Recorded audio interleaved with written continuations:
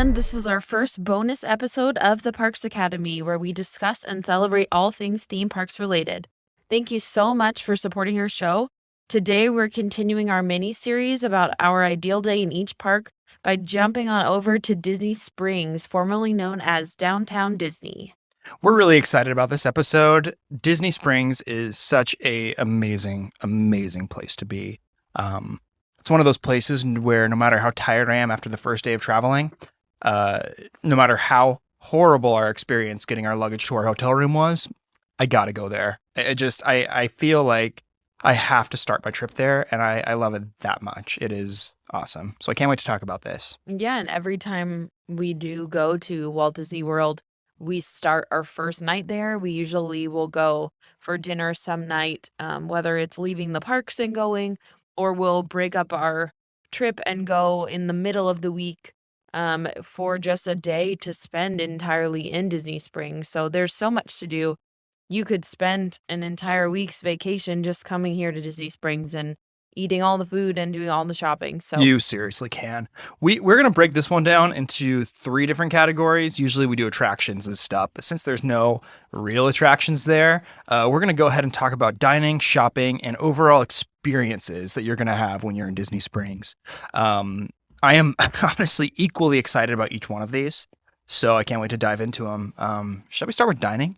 let's do it. So I'll kick things off because we sort of have this tradition that every time we go to Walt Disney World, like Steven said, no matter how tired we are, no matter when our flight gets in, we drop our stuff off at our hotel, and then we usually will catch a bus over to Disney Springs, where we like to go to Jock Lindsay's Hangar Bar. Totally. That is our very first night. It's sort of a tradition for us. We try to sit outside right on the water and watch the boats take off from the boathouse there.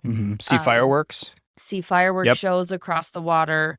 But we like to just get some little snacky, appetizer-y type foods and enjoy some drinks. Yeah. The first night, then we go back to our resort and settle down for the evening. But that's sort of what we love to do to kick off our trip every time. It's a really cool spot.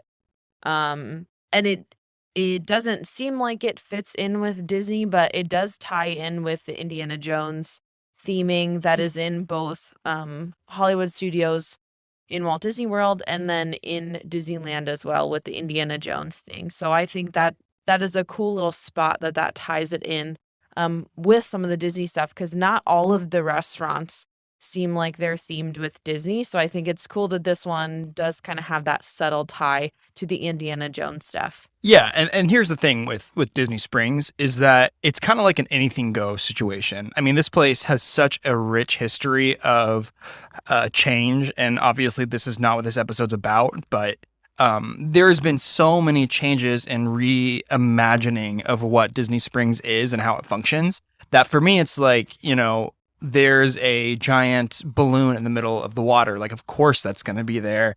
You've got yourself Jock Lindsay's Hangar Bar. Of course it's going to be there. And then right across the way, there's a spooky cookie shop, which I'm not gonna step on Paige's toes for that one. Yeah, don't steal my thunder. I'm not going to. But yeah, no, it's great. I love going there. One of the things I like too about that area is if you cannot get a table, which is so often the case, if you are not planners and you accidentally don't make a reservation there, they still have a walk-up little kiosk where you can get cocktails. And that served me well last time because we did not have reservations. We made reservations for the Edison instead. But we're like, oh man, we should totally, pop in and see what Jock Lindsay's up to. But we didn't have reservations, but I could still get a cocktail and sit on a curb and, just hang out and enjoy myself. Yeah, the thing that I love so much about Disney Springs is that for me, vacation is like, I do not have responsibilities right now. And part of that responsibility, lack of responsibility rather, is being able to know that you're going to take a bus to an area where you can indulge on food and cocktails and desserts and just like gorge out and have a great time, and then not have to worry about driving home. And you get like your bus right back to your resort, and then you have a great night's sleep ready to go for the next day. So that's just like the best. But yeah, I love Jock Lindsay's. Another one I really like too. That's a great lunch spot is Polite Pig. Mm-hmm. That's such a great lunch spot because, or dinner spot, but um, they have incredible brisket and like there's just incredible platters of options, whether it's going to be ribs, chicken, turkey, sausages. It's just, oh my gosh, the Polite Pig is so amazing. And if I'm, if it's my ideal day and I'm going to be there, it's probably actually either going to be Morimoto's, the walk up area. I actually grew when I was living in Napa, California, growing up at the time. There was a Morimoto's in downtown Napa, and I ate there a couple of times with some friends, and I loved it. But knowing that there was one in Disney Springs was cool too, and they have this kind of more of a walk up lunch area. So for me, my ideal day, like eating there, it's definitely a toss up for lunch between Polite Pig and Morimoto's Asia. Yeah, so all of my favorite food places actually are in the area known as the Landing, and so that's where Jock Lindsay's is, like I referenced, right next to the boathouse. That's where Morimoto is. The other places, Steven mentioned the Edison. This is somewhere that every time we go to Walt Disney World, it does not have to be during a park day. It can be our off day, but we always make a reservation at the Edison. It's our favorite place to go. It sort of has this like steampunk theming. Is that how you'd describe it? It is a little steampunk, yeah. Yeah, and it's just, it's got big gears and this industrial sort of feel to it. We'll talk a little bit more about in the entertainment piece for things to do, but or experiences. But the Edison's food, their appetizers, if you've not had their like candied Oh bacon, man, we posted a holy picture. We posted a Toledo. picture of that a couple weeks ago. We did on our Oh my Instagram. gosh. I don't even like bacon, guys. Like, I don't eat red meat. I don't enjoy bacon, but you covered this bacon in, I don't even It's know. like they have jam, they have homemade pickles, they have a mustard. Oh my gosh, and it's on like your grandma's clothesline. Right. They're So it's hanging awesome. pieces of bacon. So it is worth it for the bacon. The thing that I love the Edison, and if people are like, where should I eat in Disney Springs? I will tell you the Edison because it's great, and if for nothing else, the atmosphere and the fact that there are these cartoons on the TV that should never have existed. Like I mean, they're like these knockoff cartoons from like the 20s that are just Right. like absurd and ridiculous and so much fun to watch. Um, our first experience at the Edison knocked me out. It just blew me away. The second trip, I loved it still, but I specifically ordered the leather and tweed cocktail, which is imagine drinking whiskey, but it's like sat in a burner for a while, so it tastes smoky and almost like you're chewing on a belt. That's what it was, and it was so in my wheelhouse of things that I loved. And I asked for it, and they're like, "Oh, we don't know what that is. We don't have that anymore." So that really was a bummer. And then what I ordered, I wasn't like the biggest fan of last time we went. So I'm going to need to have a redemption Edison dinner at some point. But yeah, I mean, it's still like, They even made me a really nice mocktail during our baby moon. So yeah, they did. it's a really cool little spot, fun adult hangout spot. So yeah, that's another restaurant. And then Paradiso 37 is really good too. A cool atmosphere. And that's again in the Landing. And then the last place for me with dining that Steven, I didn't let him steal my thunder, and that is Gideon's Bakehouse. So you have probably heard of Gideon's. If you're a Disney person, this sometimes you'll have to wait in line for a while. Sometimes they've even had people put in their name and you had to come back later. It was sort of like a virtual queue of sorts. But it is worth the wait. If you see this long line of people wrapping around back past Morimoto Asia across from Wine Bar George, these people may be waiting in line for Gideon's Bakehouse, and it is so worth it. These are the best cookies I've ever had in my life. And I love cookies. Like, I really appreciate a good cookie. My uncle actually jokes, he's always like, there's no such thing as a bad cookie. Oh, yeah. And so my family is a big cookie family. Like, even my aunts and uncles and cousins, we all just love cookies for some reason. But these cookies, there's something special about them. They're so ginormous. It is worth getting. There's seasonal. So every month, around every holiday, there's always something new. So every time you go, you can try something completely different. And I've mentioned this before. I love Halloween. I love spooky stuff. Gideon's is a little creepy. You walk in and there's Yeah. creepy pictures, creepy vibes. It's very dark, smoky kind of elements. And so if you're into that, if you like good cookies, do not miss going to Gideon's. It is worth the wait. Get your cookies. If it's a hot day, make sure you eat them quickly because my one cookie that I tried to save melted in my backpack. Right. My chocolate chips all melted, but Yeah. so delicious. Fun little side note. I have waited in the Gideons line. I have done the full Gideons, the full Gideons catastrophe, as Zorba would say. But I've never eaten a Gideons cookie before. That breaks my heart. Well, yeah, but I mean, that was actually the same time when we were hanging out. You got yourself a cookie and you were eating it, and I'm like, I'm going to go over to Jock Lindsay's and get a kiosk cocktail, please, and thank you.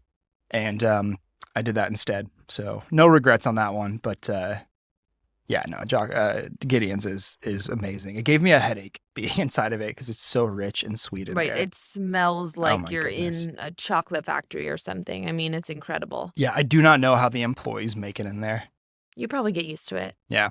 So the April limited edition cookie is a toasted coconut caramel cookie. And to give you guys some context, you should check out their website or like Instagram or something. But these cookies are nearly half a pound each. So when I was talking about getting in line and I had asked a cast member something, they were like, oh, yeah, these are great. You can save the other half. And I'm like, oh, yeah, I'm only going to eat half of this cookie. They clearly didn't know me very well because No. I sat there and I ate my entire first cookie and even started on my second one. But yeah, it's worth it. Yeah, I mean, the thing about going to Disney Springs is that you are in the crux of so many great restaurants, and every time we're there, we're like, oh, we should totally go to this place, or we totally should have visited here or here or here. And we have not been everywhere because you just cannot go everywhere there. And I mean, if you live there, or if you go all the time, but right. If this is like the equivalent of going to the local, downtown area, the local Piggly Wiggly, but right. Yeah, I feel like these after shows, these like bonus episodes, I'm gonna have a lot more like cultural references to talk about and just be a little bit more uninhibited. So that'll be fun for everybody. Yeah. Yeah. There's a bunch of places we've talked about going. Like we've wanted to check out Raglan Road Irish Pub. Yes. If you're someone who's got kids and you want to do one of those, like the T-Rex restaurant or the Rainforest Cafe or something, like there's stuff for everybody. There's all kinds of different experiences, different dining, whatever you're in the mood for, whatever type of food. I mean, they have it all. You name it. Yeah, I really want to eat at the Boathouse. Right. It's more of an expensive seafood kind of place, but right. Yeah, so many different places I'd love to check out. Right, but that landing area right there in the center, that's pretty much where we stick to when we're talking dining. There is dining kind of all throughout, and there's even food trucks in the one area. So there's so much to see and do, so many options, no shortage of food options. Totally. And you have your Gideons. I have my Deli. So yes, you do. I have said this before. I'm a Bay Area native. I grew up and spent the majority of my life in Northern California. And you may think that our recording area is full of Disney apparel and posters, but actually it is full of San Francisco sports memorabilia and stuff. And so some I make Baltimore sport and some Baltimore, but mostly I've got stuff sprinkled in here too. But mostly San Francisco stuff, Giants, Niners, Warriors, all that. So I San Francisco, I mean, I love it there, and Ghirardelli is a staple of that area. So because we don't really have a Ghirardelli near us anywhere, I have to go. I mean, that place just gets me going. So yeah, Ghirardelli, gotta do it when I'm there. I don't care if I'm full. I don't care if I know I'm not gonna eat all my ice cream because I ate too much dinner. I'm still gonna go. Well, and I love Ghirardelli too. I'm not eating dairy right now, so I probably won't be getting the ice cream, and I might not even be getting the cookie next time I go, which is sad. Oop. I'll have to check in with Gideon, see if they have dairy-free options, but, um, even if I'm not in the mood to get ice cream and Steven goes to get a Ghirardelli, I like to sit and see if there's some sort of entertainment right there, um, over the lake, or, there's those little food kiosks where you can get other types of dessert. So right in that same area, or even like walk over and start going into World of Disney or something. So Yeah, there's so much to do um around all of these food places that if somebody wants to go grab a type of dessert, there's so many other options. It's not like your whole party has to go to the same place. This everything kind of has so much to do in each spot. But right. Ghirardelli is definitely a favorite, Yeah, especially if you're not near another Ghirardelli yeah. location where It's you live. clutch. It's so great. Um, and the thing too is that Ghirardelli is located right in the marketplace, which is my favorite spot of Disney Springs. Um, I love being there. You know, Paige had said there's the West Side Landing, the West Side, the Landing, Town Center, and then the marketplace. Pretty much almost exclusively everything that I love about Disney Springs is in the marketplace. And you had mentioned World of Disney, which is also in there. And I think that's a good transition to jump into shopping. Yeah, so World of Disney, whatever you're looking to buy as a souvenir, if you saw it in the park and you didn't grab it, World of Disney may have it. They don't always have everything that you'd see at the individual parks, but a lot of the times, if you saw something and you don't know where else to find it, check World of Disney. 'Cause that is one of the most popular locations. It is ginormous. Right. It's huge. It is like if you went in there with 10 people, you could lose all 9 of the other people in 5 minutes, and you'd all be in different areas of the store. I mean, they have everything. They've got all the ears, all the hats, all the Yeah. shirts, all the stuffed animals, kitchen stuff, home decor, kids, babies, dolls, you name it, they've got the stuff in there. Kids, babies, dolls, they've got it. Kids' clothes, babies' clothes, sir. Yeah, I love the world of Disney. It is usually when we go in there, we're like, okay, so you go do your thing, I'm gonna do my thing because it's gonna take us too long to do this together. So we usually just kind of split up for a little while, and I look Right. at what I want, you look at what you want. Um, it's cool in there. It is super stressful to be in there sometimes because there's a lot of stop and chats and people who are, looking at something and then they'll get distracted and stop and pivot, and you're just like running into people like crazy. But yeah, it's a great space. And what I really like about the world of Disney is they have, of course, Disney did this. They have expedited the way of checking out to where you don't feel like you're in these insane lines that take forever. Like when we were there last time, I wanted to buy Paige a surprise. And I saw something, I wanted to get it for her. And I was able to, while she was shopping around, pop in a line, buy it, and then get out. This was like dinner time too, so it was busy, without her knowing that I bought her something. So they are really good about checking out, and they have, it's just great. And again, like anything that you need is going to be there. And yeah, if you're just looking for like your basic Disney toys, Disney merch, pens, lounge flies, hats, like whatever, Mhm. that's where you want to They be. have it all. They have the whole selection of most of the things you'd see. So especially if you change your mind and you're like, "Oh, I wish I would have grabbed that in the park when I was there," go check World of Disney because they just might have it. Yeah, likely. Staying over in the marketplace area, do you want to talk a little bit about the marketplace co-op? Because that is another one of our must-dos in Disney I Springs. would love to. Yeah, I love the marketplace co-op. I felt like when we first found it, I felt like we discovered it, and it was accidental that we walked in. It seems like a secret. Yeah, it's like a public market, right? So it's basically comprised of different booths and little pop-up shops, but it's intentional, it's clean, and you're gonna walk in there and see things that you would not expect to see. Like you're not gonna find the stuff in the marketplace or the co-op rather that you're gonna see in the world of Disney. It's just not gonna be there. It's totally different. They have an entire area for Disney cruise stuff where you can get preppy Minnie Mouse cruise outfits. I think you can get like a Lonnie merch there. There's an entire like Disney dog section. Disney Tales. Disney Tales. We've gotten our dog's collars, I think, from there. Yeah, and we have a magnet on our fridge that says "I love my Disney dog." And it's got a bunch of hounds with Mickey ears on it. But yeah, and my favorite aspect of the co-op though is the art of Disney, and that's kind of in the back area. There's a ton of amazing prints, and I've definitely bought a couple of them that I just was completely drawn by. And then you have spent, a lot of time too looking at prints that you really liked and like, do we want this? Is this going in our house or not? And a handful of them we bought because it's just so great. So yeah, the co-op is maybe unpopular opinion. It's better than the World of Disney, I think. I think it's a lot more unique stuff in there. Yeah. World of Disney is like, I'm going to the equivalent of the mall where I can get anything I wanted. Disney merch, popular stuff. The marketplace co-op is like, I found this cool boutique that is a little more unique. You might spend a little bit more money, but it's stuff that not everybody's going to have. You're not going to see everybody walking around with the same shirt from the co-op.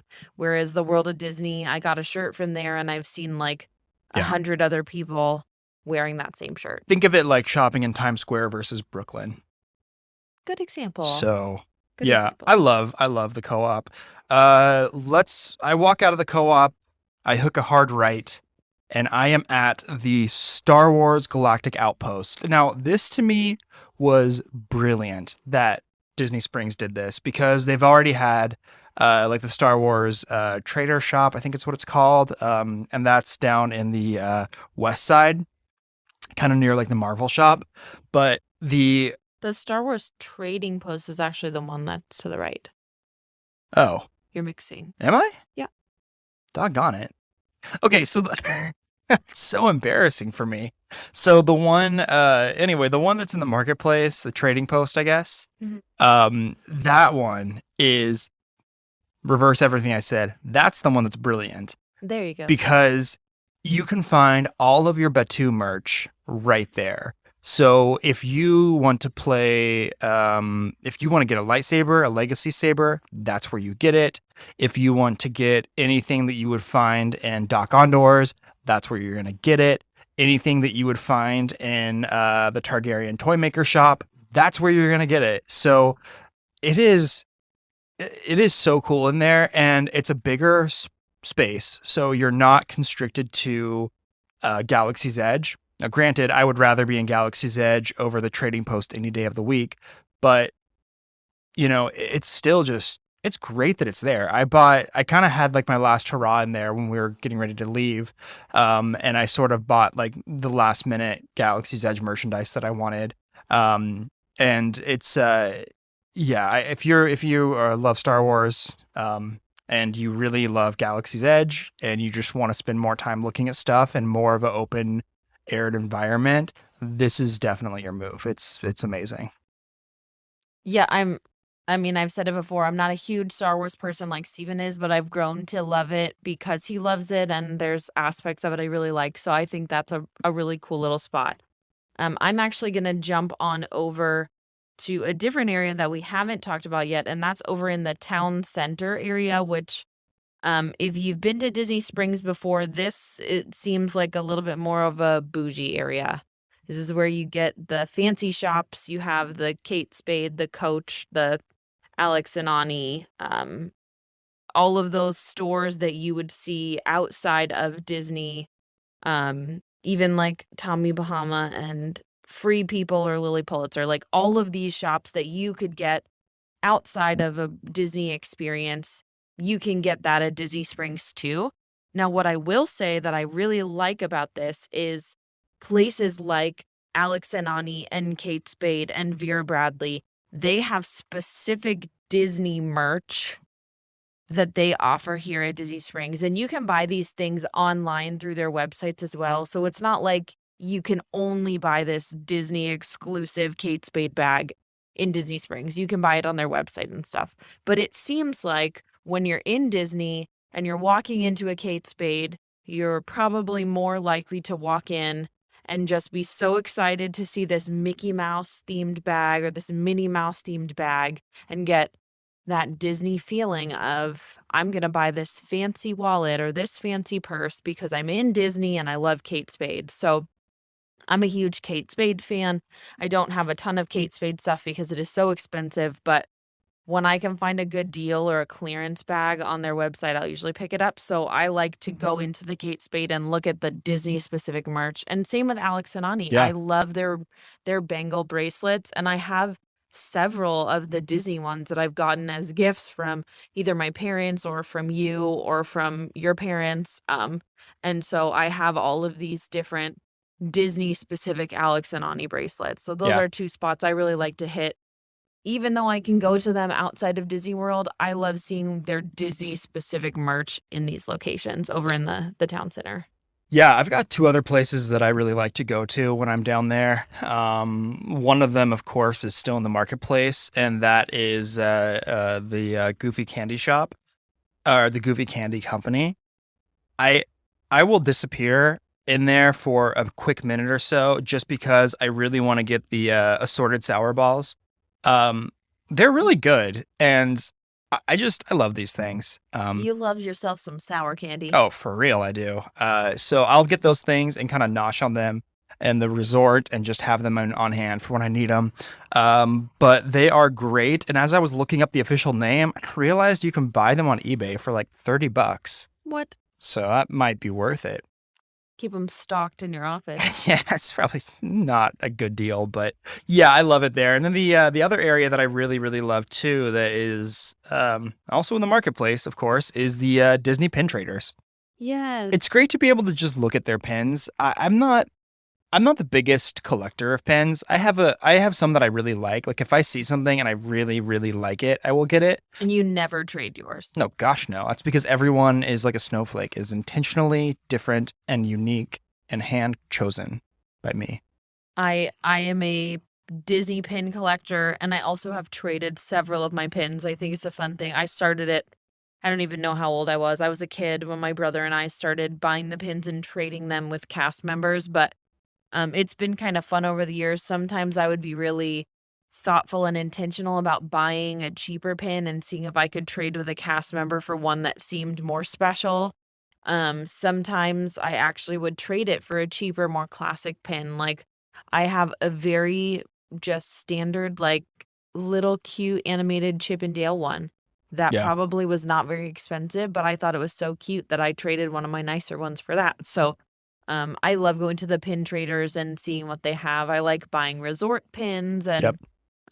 dining pins, like attraction pins, any of it. So The majority of my pins still have the cardboard backing on the back of them yeah, none of mine do. because I keep them there and I put them in my nice metal box Your little box and of my special little things. banker's box of special objects, and I just leave them. So yeah. Anyways, the pin trader's cool. I love looking at them. I just like seeing kind of what's there. I like seeing the different like special edition packages with multiple pins in them. So yeah, it's fun. I mean, anytime I'm anywhere that has pins, I like to just stop and take a glance and see what they have. But yeah, Disney pins are awesome. And there's a couple that I put on my bag that I carry with me. My dad bag that I carry with me in Disney parks. So There you go. yeah, it's cool. Are there any other shopping places that you are a big fan of, or? Those are my big ones that I would say that I have to hit, like in my ideal Disney Springs stay. Yeah. The only other stores that I didn't mention that I do usually at least pop into are Shore. I really like that one. The Shore that I used to go to is actually in um, Lido Beach, Florida, in St. Armand Circle. My family used to vacation there when we'd go down for spring training for the Orioles. So that was a favorite little store, just kind of like beachy attire, clothing. So we would always hit Shore, and there's actually a restaurant connected to the one in St. Armand Circle. So we really like that store. I usually check that one out. And then Uniqlo, I've never heard anyone else say that, but that's how I always pronounce it. Uniqlo. You can find some really cool Disney stuff in there, and then just some kind of like affordable clothing in there. It's a very unique store, Mm-hmm. Yeah. not to be punny. But yeah, they have some really affordable fashionable things in there and some different kind of Disney stuff you wouldn't find at like World of Disney. So Yeah, I like to check that one out. the last thought that I have about shopping, I said this in our Magic Kingdom episode that I'm not the biggest shopper, and I like looking at things, but I don't really like shopping, especially for clothes and things like that. You catch me in my black t-shirt and regular jeans pretty much any day of the week. But um, my biggest regret from a Disney park, and I think about it probably 3 or 4 times a week, is the fact that there was this Mickey. This is so not me, but there was a Mickey Mouse Tommy Bahama shirt that I had in my hands. And I tried that sucker on and I was like, wow, it like spoke to me. I just felt like it was like my spirit guide speaking to me and telling me that I needed to get it. And I looked at the 165 bones that it cost and I was like, oh gosh, there's no way that I can justify spending $165 on a freaking Mickey Mouse Tommy Bahama shirt. Which, if you know Steven at all, this is like everything he is not. He does not wear bright colors. He does not wear things that draw attention to himself. He does not wear like Disney characters on his clothes. No way. But he tried on this shirt and I said to him, I actually really love this shirt on you. Yeah, you should man. get it. And he felt like he should get it and he didn't get it. He got embarrassed and he put it back. Yeah, I put it back and I think about it a lot. I actually, when we got back, I was like, let's see what Shop Disney has to say. And I looked it up and it was sold out. So I missed my chance on that one. Missed it. I definitely missed my shot. Let that be a lesson to you, folks. As Hamilton would say. If you're holding an object and you feel like you need it, if you would regret it when you get home, get it. Love lost and all that. But anyway, biggest regret about my my Disney Springs experience. I'll pop back in next time, but I don't know. I'll probably be Tommy Bahamaless for an eternity. So besides dining and shopping, there are a lot of other really fun experiences that you can have in Disney Springs. I have a small handful of them, but I think that if I had to choose one experience in Disney Springs, something I had to do when I was there, I love the Coca-Cola store. It's so fun. I love being able to meet that precious, precious boy, the polar bear, and he like wiggles his head at you. He's got a scarf on. What a cool dude. Yeah, he's our favorite. And then of course going up to the rooftop and experiencing the soda flights, being able to get Coke floats, sodas from all around the world. Get like the Beverly, which is a highly well known and sought after and debated soda in Disney parks. But it's great. I love that experience. It's right up on the rooftop. You can overlook everything. It's right in the town center. And yeah, I think if I had to pick one thing, the Coca-Cola shop for sure. Like they opened up the M&M shop and I could take it or leave it, but there's something about that Coke shop that just really spoke to me. I really like it. Yeah, it is a cool experience. So most of the entertainment that I was thinking about are actually like shows or music because there is so much nightlife at Disney Springs, which I think is really cool. I'm sure that people that live locally to the Orlando area, that's probably a really nice perk of being able to just, go on a Friday night and listen to some live music. But anywhere that you're walking in Disney Springs, whatever area you're in, there's pretty much going to be some street performers that are just singing cover songs, whatever they're doing. I remember years ago, there was like an Enrique Iglesias cover band, I guess you would say. And they had people dancing and engaging with the crowd, and it was so much fun. The Edison also has live entertainment, and this is geared towards adults only. So it's later in the evening, cocktails. It can be a little bit more of an adult show, so just keep that in mind if you wanted to check that out. So don't bring your kids late at night to the Edison. It's not always kid friendly. But that can be entertaining. And then we have not done it yet, but I have been really wanting to go to the Drawn to Life Cirque du Soleil experience. And I love Cirque du Soleil. I saw one in Las Vegas a few years ago and absolutely loved it. But I know that Disney does everything they do at 150%. And just in the things that I've seen about Drawn to Life, I'm so intrigued by the idea of this show, and I would really like to incorporate that into our next trip. Yeah, I would love that. I have one more regret about experiences in Disney Springs, Go for it. and this one's not my fault, but I was really hyped up about the NBA experience last time we went. Oh, bless. Yeah, I have really over the last, I don't know, handful of years or whatever, just gotten really into the NBA. Shout out Steph Curry and the Golden State Warriors, who's definitely my team. And I was gonna go. I was super excited. I was gonna check it out, and it was closed down. And so I guess that COVID shut it down, and it was never to return again. So I'll never get to do that, and that's a regret that I have, but it's not my fault. So it's not like I saw the Tommy Bahama shirt and put it back. This is like I had no chance at the beginning. So that's an experience I really wanted to check out, but everything happens for a reason or something like that. Good so times. I didn't get to do that one. That NBA experience, that's over in the west side, right? Yeah. Over by the Cirque du Soleil area. Yeah, it's right across the way from the House of Blues. Yeah, the House of Blues. Yeah. Yep. So that's over in the west side. That's the only area we didn't really touch on too much. We don't spend as much time over there. Sometimes I will hit like the soccer store, the Pele store. We've never been to the movies there. But No, the movie theater's fairly nice. Like it's a Yeah, really it's an big AMC, right? I've been to the movies before in downtown Disney in Anaheim. And talk about a treat to just take a break and go see a movie with, in a busy day and recline and hang out. So we should do that sometime. It sounds like a lot of fun. But yeah, point in case, Disney Springs is a good time. I love being there, and yeah, there's so much to do, so much to see. It's a really great experience. It is. It's you can be as busy as you want to be or as relaxed as you want to be, and I think that's the cool thing about it is when people go on vacation, some people like to go and see and do as much as they want, and some people want to relax. So you can kind of have the best of both worlds if you're in a party or group of people who some people want to take it slow and some people want to keep busy and they can't sit down for 5 minutes. So Disney Springs really has that to offer, whereas sometimes the Disney parks, the people who want to relax, it's harder to find that time to just sit down and enjoy.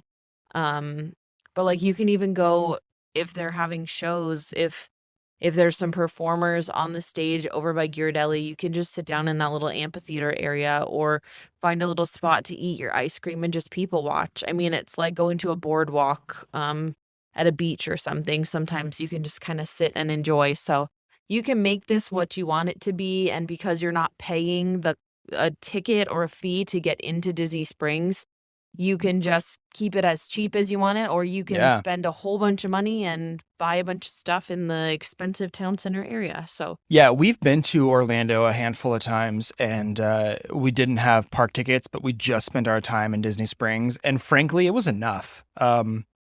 Yeah, it was more than enough for us. It was because you're still on Walt Disney World Resort property. Yeah, but you don't have to spend a bunch of money. You can just enjoy seeing and window shopping and doing some entertainment stuff that are free. One of these days, we're going to talk about things to do when you do not have park tickets. And let me tell you, as someone who came from the Disneyland Resort in Anaheim, not having park tickets in Disney World is okay by me.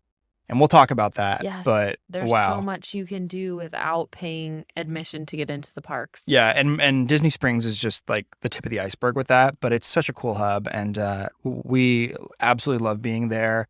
I want to go there like right now and get myself a Gideons cookie and just kick it, but alas, it closes at 11:30, and that's actually coming up for us right now. It is. Plus, how are we going to get to Florida right now? So, do you have anything else? I don't think so. I think that hits it for me. Yeah, our ideal day in Disney Springs, it depends whether we're talking about our first night getting in, where we just go pop into Jock Lindsay's and grab ourselves a cocktail or a nightcap, as my dad would call it.